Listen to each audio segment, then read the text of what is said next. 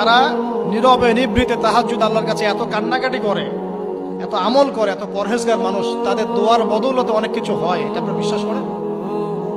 বিশ্বাস করতে হয়। আল্লাহ পাকের এই বান্দারা দুনিয়াতে আছে বলেই বহু কিছু হয়। আল্লাহর অনেক আযাব গজব আল্লাহ পাক উঠিয়ে নেন। আর এখন যে অবস্থা হয়েছে, আমরা সবাই বেশিরভাগই, আমরা সবাই বলবো না, বেশিরভাগই আমরা সুবিধাবাদী মুসলিম হওয়ার চেষ্টা করছি। ইসলামের যে অংশগুলো পালন করলে খুব মজা লাগে এগুলো আমরা পালন করতে চাই, যেগুলো পালন করলে সমস্যা হতে পারে আমরা গায়ে দাগ লাগতে দিতে চাই না।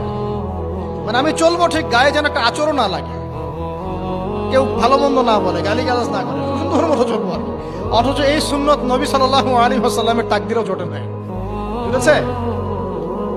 বুঝতে হবে। আল্লাহ পাক আমাদের সবাইকে পরিপূর্ণ কোরআন সুন্নাহ ফলো করার তৌফিক দান করেন, আমিন।